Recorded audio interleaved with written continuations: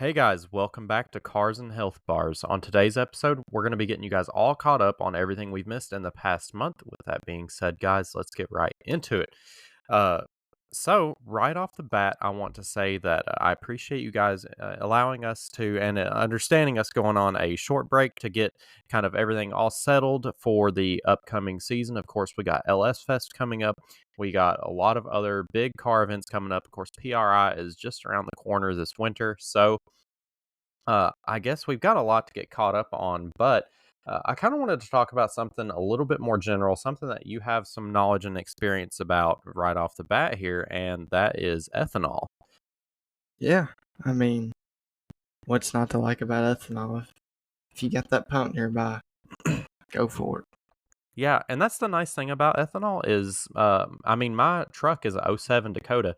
Most modern vehicles now are equipped with a flex fuel sensor, and I mean, if you don't know what that means, that just means that you can run E85. It'll automatically, and that's something that kind of took me is my coworker. Of course, he's just now starting to learn about engines and stuff as he starts to build his LS. And I told him, I was like, man, you got to get that thing on some E85 if you're staying, in A. It's a great modification to do, just as you're building. And he was like, yeah, but man, I only passed like one E85 pump. I'm like, dude, that's the thing. I was like, it's flex fuel. I was like, it'll automatically adjust your fuel map whenever it reads the ethanol content in your fuel. He's like, so I could do like half and half. I was like, yeah. I said I would probably Hmm. not do that. Just to see that gain. I would do full. But yeah, definitely. If you're running a little low on fuel, I'd put some pump gas in there. If you're nowhere near an ethanol pump. Yeah, I mean, I've done that. It's something that you do, it's nice to not have to have a tune just for that fuel type. So I kind of ran into a little bit of a conundrum, and what I wanted to know is, of course, uh, what ethanol does is it runs a lot cooler, and that kind of goes hand in hand with the issue I've been having recently. Of course, if you follow my build specifically, I recently put a new transmission in, and with that, I had to put the transcooler in front of the radiator just because that was the most ideal spot for it right now.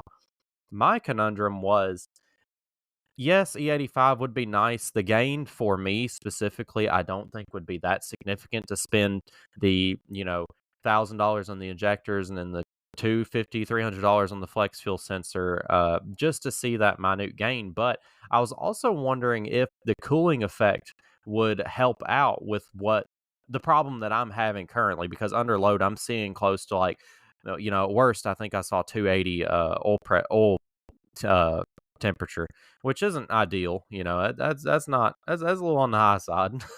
That's real up there. Yeah. And I was wondering if E85 or ethanol would help me keep that a little bit cooler. I mean, I don't necessarily think it would be significant enough to help something like that, especially under load, because whenever you're under load, I mean, everything's running No, so I mean, extremely hot. E85 is going to be cooler just naturally because what it is it has such a higher latent heat of evaporation. So pretty much it just contracts more air than regular petrol or whatever you want to call it, gas from your pump. So, hey, naturally, you just got more air per you know CFM or whatever you want to measure it by. So, do you want to kind of break into some of the benefits of running ethanol in your engine? I mean, I think the number one best thing to do if you're going for power is just the octane rating. E85 is Race gas, octane, pretty much basically. I mean, it just depends on the pump, but it can be like 105 to 110 octane at the pump. So naturally, it's great for boosted engines because it already makes way more power just from the ability to put timing into it. But then it also helps keep the heat down, and it actually, whenever your fuel is combusting, the flame front is slower, so it's less immediate shock. And you think of it as easing out on the clutch versus letting out quick. One's shocking the drivetrain more. So it's kind of the same thing with how E85 is in the cylinder. It's less stress on the rod bearings. Right. The one drawback, though, I was looking pretty deep into it because I was honestly just wondering what the cost efficiency would be between running, because I basically I plugged all the numbers in, my miles per gallon on E, my miles per gallon on 87, and I was kind of wanting to see what the trade off was as far as money goes. And what I wanted to get into before that was the fact that you are getting those performance gains. It's a little bit cheaper at the pump, which we'll get into in a minute. But the main thing I wanted to hit on was how much cleaner it runs in your engine because of that, effect that it gives off. And I was wanting to see if you wanted to Yeah. break that Well, down. that's just because it's a cleaner fuel. It's mostly uh, ethanol is mostly alcohol. So the thing of alcohol, rubbing alcohol to clean stuff. I mean, it's the same thing going on in your engine. Instead of running a mix of dirty gasoline, because it is a lot dirtier, it's not alcohol based. So, I mean, if you took a borescope and stuck it down into my engine, it would look, aside from the crosshatch being gone and my cylinders being ovaled, it would look just like probably like a 40,000 mile engine, really. Yeah.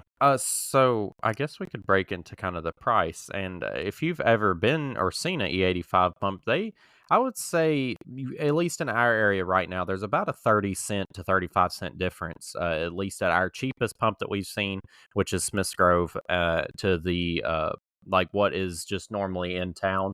And that I think personally, if you're going out of your way for the 85, of course, if you're looking for the price savings, there won't be one, because if you're going out of your way, because I think the margin of savings between 87 and E85, just because you get lower fuel economy, it's just not worth it. I mean, it's like I said, it's minute. If you're passing by E85 station, yeah, it'll probably help the longevity of your engine. Like Jordan said, it helps clean a lot. But I also was reading that because it is what was it? It burns a lot cooler. Engine has to work itself harder to burn that fuel. Yeah, I So will agree with that. It's inevitably, it or not inevitably, but in long term situations, you could see wear on your what would that be? Wear on your rod bearings, because no it's having. E85 is gonna help the rod bearings. I can see it taking a little more power away just due to the less heat, because for some reason it seems like the hotter stuff runs it kind of makes, I mean, to a point, but I don't think that's true of the 85, because it seems to me like it just makes more power even though it runs cooler. It's like heat has no effect on that. So you don't think that it would have higher engine stress because of like your engine becoming habit forming in driving on that fuel map? No, I don't think it would. I mean, honestly, the only way you're going to see more stress is if you had.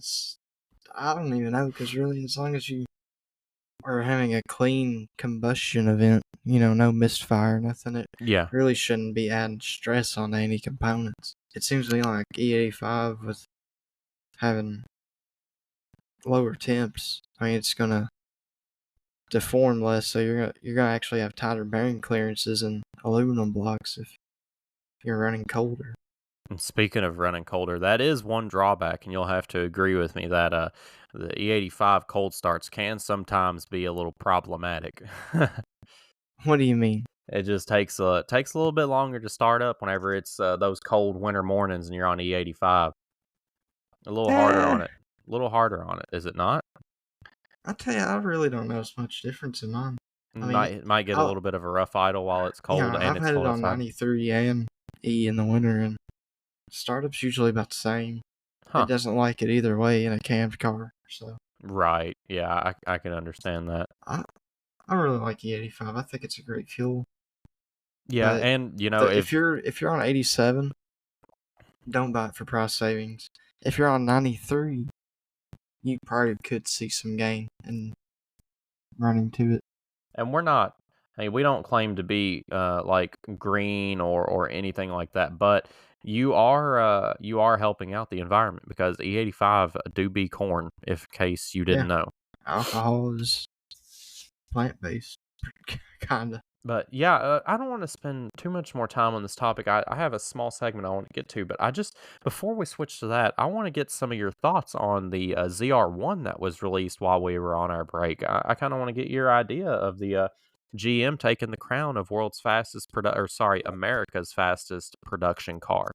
And GM has that crown. I didn't know they actually had that, but Yes. The Demon was next. I think its power level was just over 1,000, and then of course, just like those production cars do, they had to tip oh, that I scale. thought I thought you meant top speed. No, I'm talking about horsepower because the Yeah, Demon was like, oh, we're over 1,000 production, and GM's like, yeah, let me get a little bit more timing on that yeah. so we can get past the Demon. And you know what? The ZR1's on 93. Yep, not on alcohol. Well, So I know the 170, of course, is on alcohol, but or methanol. Is it methanol or alcohol? no, it's on E85. Oh, okay. Well, uh, but yeah, the ZR1 already making more horsepower on freaking 93 pump gas, and it's gonna handle way more. It's gonna be way more aerodynamic. Of course, it's probably gonna be way more expensive too, but you know, Way more power to weight. more power to weight, and you're not having to deal. Well, it's just kind of what you want because at that point, you're twin turbo versus supercharger. Twin turbo's gonna win. I mean, yeah, all day. And you not gotta worry about well, you're probably gonna spend time I don't know. I really don't know how it's gonna handle And putting power down. have you seen the torque curve on the ZR1? I have not. It makes pretty consistent torque all the way from like 3 to red line almost. Jeez. I mean, it's almost flat the whole way. It does dip down at the end, of course, but That's impressive. it's like dead flat for 3 or 4,000 RPM, I think. GM always just anytime they put out a ZR1, you know it's gonna be a beast of a car. Like they really do everything up whenever they make a ZR1 car. Yeah, I've yet to see one in person, which, working in Bowling Green, you always have the opportunity to. So, I'm hoping I see one day. Definitely. Well, Are they actually out yet, or is it just you can order? they'll be out in 2025, so definitely still order. Even though I saw one out and about in Bowling Green. It had the I can't remember if this was before or after they unveiled it, but it had like the weird like camouflage that they put Yeah. on them. But yeah, it was a ZR1. I seen the badge on it. I'm like, oh, and oh, Doing a little ain't test drive. a little test drive. That is the good part about living or working in Vet City is you Yeah, get to see them vets a little you know early. what? Just talking about the engine, talking about naturally aspirated in the Z06. I mean, Yeah, that thing is putting out stupid numbers for a 5.5 liter. I mean, what about see the big argument now is these Coyote guys, they're like, "Oh, GM's used the same pushrod V8 and so yada yada." But here GM is now kind of turning the tables on them and here GM is with a dual overhead cam engine. Yeah, and I mean, seems like a good platform so far. Only time will tell, but That was not on my cars bingo card this year. I would not have expected GM to go with a dual overhead cam engine, but here we are. I thought we were pushrod V8 to the end of time, but no, here we I are mean, with it. they've had their dual overhead cams before, anyways. I was just kind of shocked to put it in that platform. I mean, I guess I shouldn't have been just because of how Cadillacs always had a bunch of those. I'm just really they did what people are always doing. They're taking those Mustangs and they're throwing boost at them because it just works so well with those Coyotes. It's like almost a guaranteed 1,000 with Coyote with boost, 1,000 horsepower. So here GM is replicating it, but they're putting it in a production car that doesn't weigh anything and will have amazing power to weight. I mean, everyone acts like Coyote would boost is 1,000, but these stock Roush cars be making like 700. Yeah, you're right about that.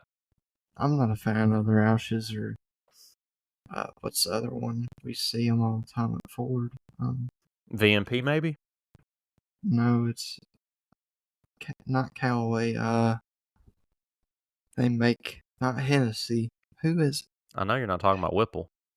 No, not a blower manufacturer. A car like Oh. Roush, a company like that. Oh, I got you. Okay, yeah. There's other companies. There's like one other that we see a bunch of. I can't remember what they're called. I don't know, but they don't make no power really. I mean, they do, but stock form they don't.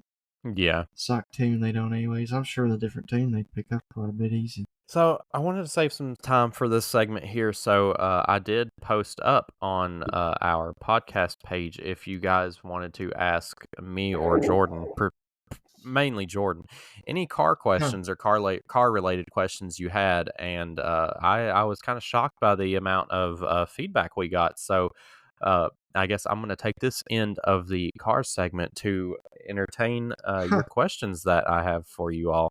Put me on the spotlight. Oh, Sheesh. I will. I mean, I'm going to give my opinion too, but uh, I feel like you're going to be better about educating them. Of course, it's not diagnosed problems. We're not making you work here, but it is just like your preference, you know. But yeah, we've got Turbo Warrior 95. I'm considering upgrading the suspension on my daily driver. Is it worth it to go for coilovers, or should I stick with upgraded springs and shocks? I'll probably stick with just stock stuff if it's strictly a daily. I mean, unless you want to lower it, but at the same time, I'd probably go lowering springs before I do coilovers just because Yeah, it depends on what you drive and what you want to do, really. It's all your own choice. definitely.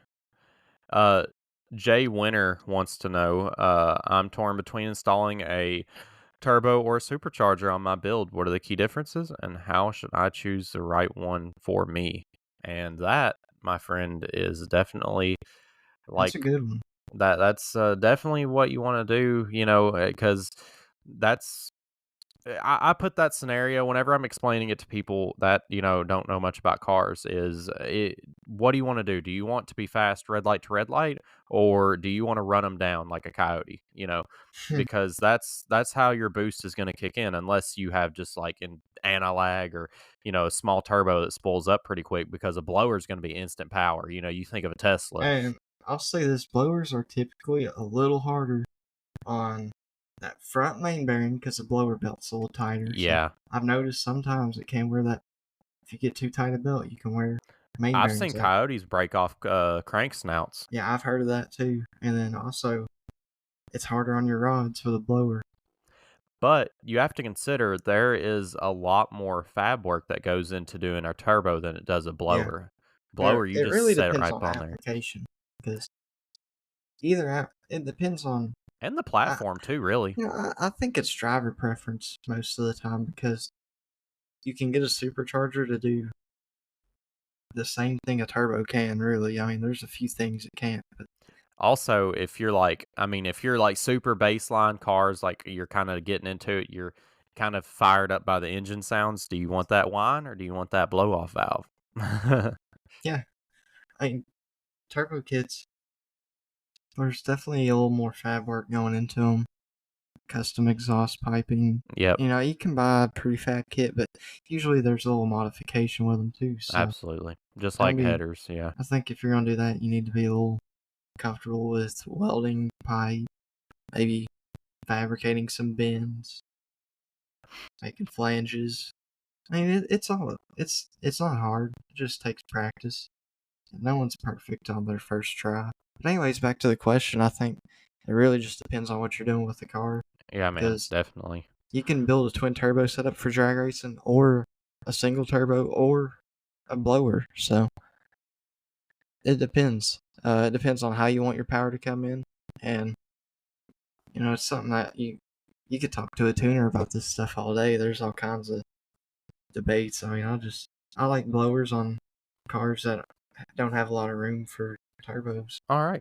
I have Gearhead Goblin wants to know how much of a difference does professional dyno tune make compared to using a handheld tuner? Is it worth the extra cost? And I might have to step out on this one because I have a bad opinion on handheld tuners. So I'll just let you take this one away, and I'll give my opinion at the end. Guess it depends on which handheld. If it's like from the Holly kits, you can do quite a bit with those. I ain't gonna lie.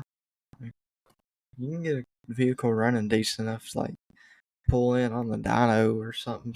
So I ain't got no beef with them. I've seen people stick them on stuff and they just run and they drive it around like that with very little tuning.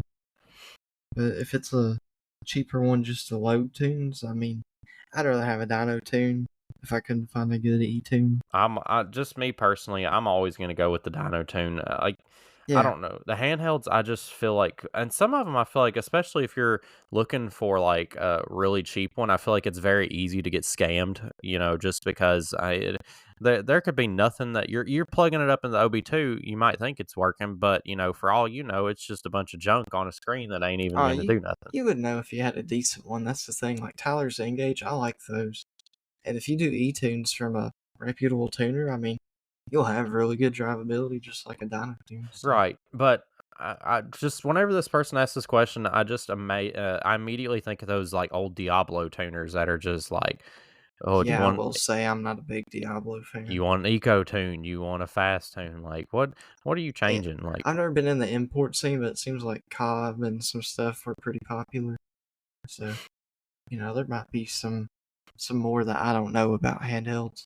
yeah. Uh, this question here, Boosted Bill 87 wants to know, I'm looking to improve my brakes for my car. Should I upgrade to a bigger brake kit or just focus on better pads and rotors? That's a really good question.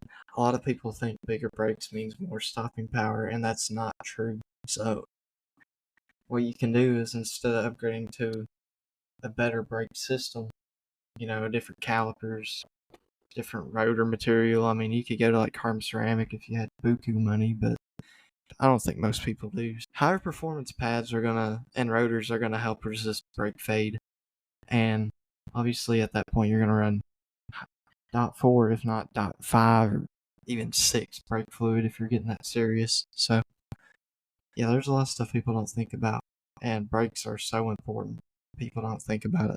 I mean, just how you apply your brakes is so important in road racing. And there's trail braking. Everyone knows about that. I mean, it's just brakes are pretty important, and upgrading brakes is underlooked. Yeah, I'm just gonna go with you on all that. I actually got asked recently if I wanted to buy a more lightweight brake kit for the front of my fifth gen. I'm like, ugh, I don't know.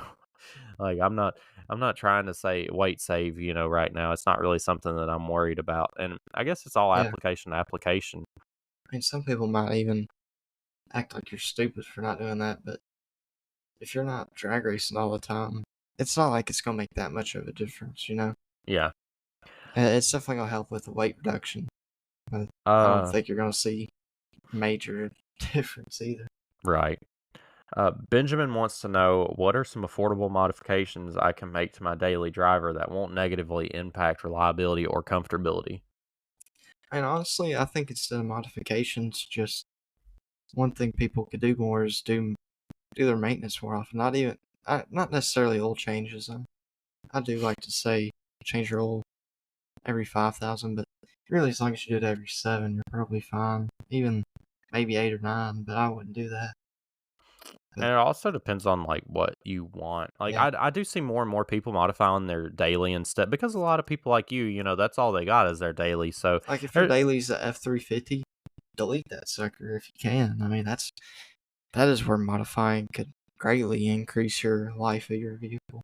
yeah, just simply getting a tune, even like going back Yeah, to the last question. Or I if mean, you're as much as if it's illegal where you're at, maybe don't do it. But if you or can delete EGR and stuff, I mean, that stuff usually has a negative effect over time on certain parts of your engine's health. even better thing, this is for me, I do this as soon as I get a vehicle and not necessarily how I've been doing it recently, but I love to do exhaust. Like, I'm a I'm a big advocate for enjoying the sound of your engine. Like I love a good exhaust, Yeah.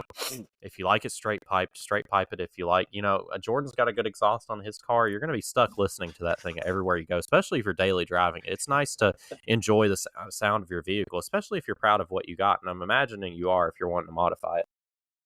Yeah, that, and then, depending on what you own, if you own like a little sports car, stiffer sway bars, some lowering springs, I mean, if you like to take the corners, that's always the go to. Definitely. Wheels and tires always make a build. Or even on the daily, everyone likes to throw some wheels on the daily, right? Oh yeah, yeah. Even if you're going with like, what I like to see is like commuter cars. We'll say like a I mean, just out of my head, we'll say a Ford Focus and put like some V6 Mustang wheels on it or something, just like you can Yeah. find some stock stuff really cheap, like that's off like a sports car. If you got an economy car that's the same, you like the same thing with like Chevy Cruze, get some Camaro wheels, see what it looks like. Or aftermarkets. I mean, throw some BBSs on that sucker. Oh my God, yes, I love that idea. But yeah, I got one more question here. I'm trying to find it. It was a really good one. Okay. Last question here. Uh, yeah, buddy wants to know, when building an LS for forced induction, what are the best rod and piston to use for reliability under high boost? Just under general boost, or are we talking I supercharged turbo? Man, it I just guess said if it's just force. because it, there's a whole debate over. I mean, it's not really a debate. We know H beam versus I beam. I beam does better on turbo builds typically, while Yeah, H beam is better on higher compression, max effort NA and lower cars. So I think it really depends on what you're doing, but it's always going to be a forged. Sorry, my throat's killing me. no, you're good. It's always going to be a forged engine. It's, at least forged rod and piston. Factory cranks are pretty tough. Yeah. There's a whole debate, H beam versus I Whoops. beam, and then even just piston design. Thicker ring lands, lateral gas ports, oiling ports for your wrist pin. I mean, there's always something that you could do. I mean, even like the 2,000, 3,000 horsepower guys, they got to run a coated piston because it's so hot. They got to coat the top of the piston, otherwise it melts. So there's all the time. It's Something. pretty crazy how much you can really get into. Yeah, I can definitely agree with that. And I mean, even like what we're doing with my block, I mean, we're just slapping some Gen 4 rod and piston in there. I mean, that's I was kind of shocked to see the difference between the Gen 3 and the Gen 4 rod, how much more beefy the Gen 4 rod is. Yeah, and then I mean, if you can have your engine apart, one of the best things you can do is just have that sucker blueprint and make sure it's a true 90-degree V8. Like from head to head is 90 degrees, because you'll be surprised. It can be like 89, 88 degrees. The way that if you have, the deck surface warp, or an amateur machine shop doesn't actually deck the head, or sorry, deck the if they don't machine the deck surface correctly, it could be off, and then it would never leak, but it wouldn't. It could. It just depends. I've seen it where they don't leak. I bet my engine's actually like that. Just over time, from you know, you run one long enough and stuff will warp, especially on an aluminum block where it expands and contracts so much. True line hone, there's all kinds of little things you can do. You can actually just take like a carbide to every pointed surface that isn't a mating surface and just round the corners, and it's less stress on the block. Corners are where cracks start, like 90-degree corners. Yeah. So there's just all kinds of things you can do, Man, and I said, huh? it's just crazy how much I probably don't even know. Yeah, that's the best thing about this is just there's always so much more to learn and Yeah, so much more to and educate yourself with. you can call me stupid, but I just know what I know. It's got me this far. It's not necessarily the best advice, but it certainly hasn't done me wrong. Yeah, it's always good to just look for advice from different Yeah, people. We're just doing this for the show. It's you can go with what we're saying or not. It's ultimately up to you and it's your decision. It's just we're just here to be in your ear for an hour and man, yeah. I said that was the last question, but I have one more. It's a really good one. This person wants to know, when building a naturally aspirated LS, is it worth going with an aftermarket head, or will stock heads be can can the stock head be ported to perform just as well? So it depends. Definitely Um, budget is the big thing yeah, there. if you're on a budget, a ported head will give you a lot of gain in a max effort situation. I mean, you can really see a lot of difference, especially from a good port. So a lot of people will switch heads. I see it a lot for intake valve size and exhaust valve size. They want a bigger, smaller valve, whatever. And then also you have a lot more control over combustion chamber size. You need a little more compression. Get a head that has less surface area in the combustion chamber. It's Not really it's really hard to not go with 243s though, especially if you're staying in a. Yeah, I mean, if you're on an LS and you get ported 243s or ported LS3 heads, LS7, whatever engine you're running, those are your 3 best options usually. If it was me personally, I would go with a 243, port it, and then use that money that I saved towards a cam kit, because I'm sure if you're staying in A, you're going to put a cam in there at least. Yeah, I mean, really NA performance, you can do a lot with your displacement, but really increasing your displacement's always the best way to gain power, it seems, when you have it set up good. Yeah. Because if you just increase displacement and you have lower compression somehow, I don't know how you could do that, but you have lower compression and the same cam, you can gain more from a different cam with a bigger engine. It might want to, typically a bigger engine's going to want more fuel and air. So, I mean, it just makes sense that a valve that stays open longer is going to make more power. But going back to the head question, I mean, it depends on your application. NA, usually you don't increase valve size, so a ported head really can do you a lot of good. And most people don't max out their heads. They usually go too big once they get a bigger. I guess when they get money in their wallet, they get with too big of a head. I always think of those ones that I was wanting before I learned how bad they actually performed on most cars.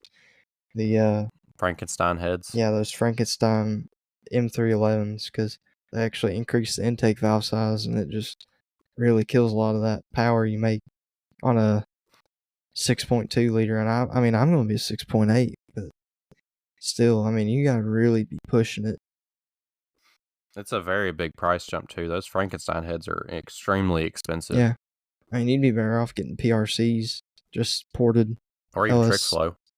Yeah, I mean, just ported 243s from PRC, trick flow, whoever's going to do you way better. Well, let's change gears a little bit and jump into our gaming topic here for a little bit before we have to jump off here.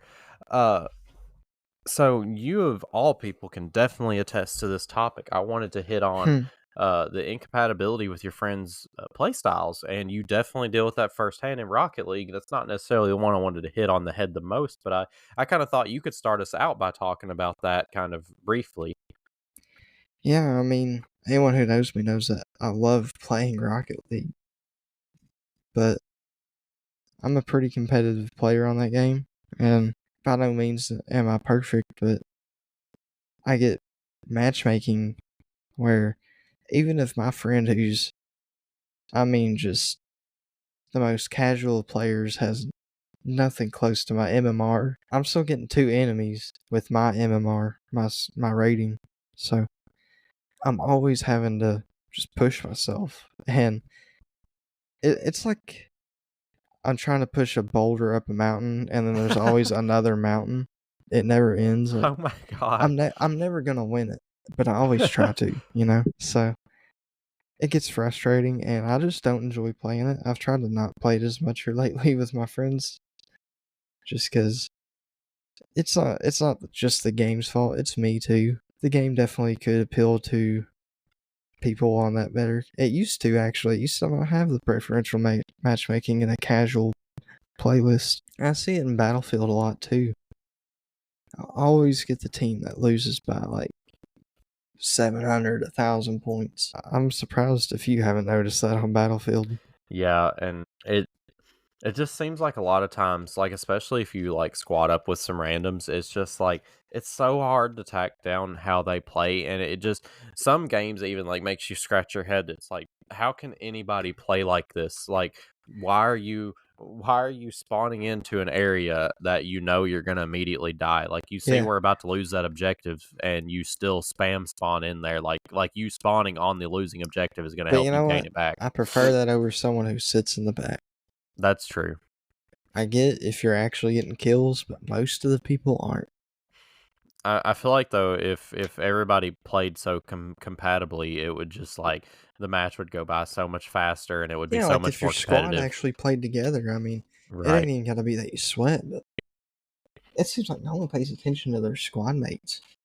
Yeah, I mean, even it just like as simple as just not reviving your teammates, And like that's you're a kind of my medic walk problem. on. That's kind of my problem with Rocket League is my friends just don't pay attention to their teammates on there, and I gotta suffer from it. And it just aggravates me. Team-based games are pretty difficult if you're not on the same page. I mean, it's Yeah, merely impossible. I mean, you're given that teammate for a reason. It's to level the playing field. You know, pretty much. I see it all the time. Every game I I play. I wanted to talk about the not necessarily incompatibility, but the differences between play styles and like the kind of games that I've been into a lot with like the survival games and stuff. And it actually worked. The incompatibility works out perfectly because if you're playing a survival game, it's kind of like having a role. So, if you're playing like a game like 7 days where you've got 7 days to prepare each time, it's nice to have a guy that's working on the base. It's nice to have a guy that's going out looting, and it's nice to have a guy that's going and gathering materials. So, uh, it's nice to have that incompatibility because you don't have two people trying to do the same thing at once. Yeah. And that's one thing we've noticed. My coworkers and I, we started a big Project Zomboid server, and of course, we're kind of planning out on how we're going to do everything. It's like, yeah, this guy's going to go looting, this guy's going to go farming, this guy's going to do that, and it's kind of neat to see everybody work together as a faction. It almost feels like the way they have it set up is there's no respawning. So after we clear out a city, other than like zombies roaming in from like really far away, I mean, it'll be like The Walking Dead pretty much. After you cleared a house, that house is cleared. It's kind of cool and kind of neat. I mean, they're even like so far to like the zombies as their corpses decompose. I guess like some like flies get on them, and if the flies get on you, it infects you. So like yeah, we got to burn the bodies or throw them in a dumpster. I'm like, geez, that's like this game's pretty crazy for an indie game that it is. Yeah, that game is pretty crazy. I watch people play it every now and then. I Uh wish more games were kind of team based. I mean, I guess that game isn't that focused on teamwork, but to do good in it, you gotta have good teamwork. oh yeah, for sure. Yeah, this the one we're on right now, the power just went off, and I'm kind of freaking out. I'm like, oh god, like what am I gonna do? I can't cook anymore. I'm stuck. Time to go move in with the homies because I'm lost. The zombie apocalypse happens. Are you moving in with the homies? I I mean, mean, you're kind of like Herschel, how am I like so Herschel? everyone should move into your place because it's out in BFE Oh yeah, that and it's is a true. farm. Yeah, but we seen how that ended. Well, who's gonna be Shane? Oh God. Brand. No. So same thing as last time. Of course, I have the question board on the podcast. So I've got some gaming questions for us. So I want to jump into those before we get off here because of course we had quite a few from where we went on this little break. Uh, Lootbox Larry wants to know, what are some tips you have for getting better at competitive FPS games? I feel like I've hit a plateau. That's a really good one. If it's a shooter game, it depends on the type of game, because certain games favor certain things. CSGO, for instance, favors, I wouldn't say a really high sensitivity, but it's one of those games where really high sensitivity does you well, it seems. And I'm not someone who's saying go max out your sensitivity, but maybe if you're not, if you feel like you're plateauing, maybe try and see what's meta, Yeah, what other pros use. And if it seems like you're kind of you got something different, maybe try and slowly scale up there. Don't just instantly change it. And obviously, aim training, if you haven't done that, that's definitely, awesome. And definitely. I mean, this might sound obvious, but some people don't know about it. And change to a 144 hertz monitor is gonna really increase your tracking. Yeah, Uh, my coworker got given his. I don't know. His cousin like does something as far as like getting PC parts real cheap. Dude, he's got easily a $3,000 or $4,000 PC. He's on like the latest i9. He's on a 4060 card. Uh, God, I don't know what all's done to that thing. He's like, yeah, but all I have is this 60 hertz monitor. I'm like, dear God. I'm like, you are joking. I'm like, you homie's don't get to enjoy that. got the Come on. best PC and can't play it on a good That's monitor. like having a Hellcat with a V6 drive shaft in it. Like, you It's ain't going nowhere, it's buddy. like playing like a Series Xbox on like a tube TV. Pretty Uh, much. I've got Buttercrumbs here is building a new PC. Speak of. Oh, Uh, should I invest more into better GPU or faster CPU? I'm balling on a budget. typically with gaming, it's going to be GPU, but it depends if you're just upgrading your PC. True. I You mean, got to find out what's bottlenecking you. I'm still on basically an i5 of Ryzen 5 60X. Uh and my GPU, I'm on a 30 series graphics card, so I mean, I'm rocking a better GPU with a lower CPU, and Yeah, I'm that's usually the way pretty everyone common. goes. And I mean, mine's a Because pre-built, so that's the how they're building them. CPU usually doesn't get used as hard for gaming. It's usually the RAM and GPU. So that's usually where most people focus their money. I'd say this one's kind of an easy answer for us. Carter 5703 wants to know what are what are some underrated indie games that you think everyone should try? And I I'm think the definitely Binding of Isaac seems. really, you've never even played that game before. I watched you play it all the time since, like middle school. You've been playing that game. God, it's so much fun. It don't die. No, it don't. I thought we were immediately going to say Castle Miner Z, the way Of OG. course. Like, I was golly, thinking about that today. that game's got so much That game replayability. won't die for me. It It will won't. not die. I will remember it. Let me see. Get a few more in 7 days. here. I don't know if 7 days is technically an indie project. It's definitely a smaller crew Yeah. for sure. Fun Pimps, of course, Deep shout Rock. out. Deep Rock's got to be an indie game, don't it? Indie is very specific to it being made by an individual. I think I would also group in small studios with indie. It's probably wrong of me, but I mean, they usually follow a similar trend of how they mm, do things, I would say. Smaller true. studios and indie. Oh man, I love this question because it's right up my alley right now. Uh, so Charlie 678 wants to know how important is a good gaming chair? Does it really make a difference? I'm switching to PC soon and am needing one with my desk. Guess it kind of depends. I mean, I'm, I I'm wouldn't, I wouldn't cheap out, but I wouldn't spend $400 on a chair. yeah, I guess it really just depends on how long you play I for. think, yeah, I will say that do your research because I bought this racer and I like it, but there's a few things I ain't liked about it, and I spent some good money on it, so wish I did my research. Mine was really cheap off Amazon. I don't know how much it was, but it's lasted me. Yeah. I'm probably going on like 3 years with it, and it's lasted me. But it's starting to get a little uncomfy. But I feel like I got my money's worth out of it for sure. If it makes you feel any better, if you're blue collar, you got a garage or something, throw that old chair in there if you don't like it after a while. Definitely, ain't You can use nothing it. ain't nothing better than just having somewhere to chill out in the When, shop. when I retire this one, it's going to Ford. Oh no, I love that. Alcantara chair at Ford.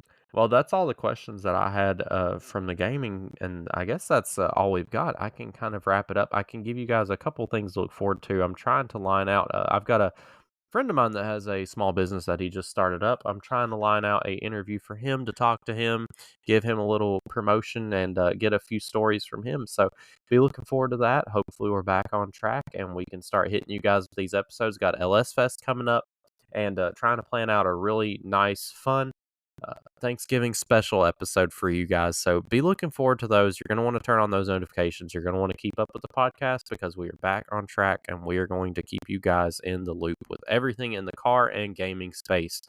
And with that being said, guys, we will catch you in the next one.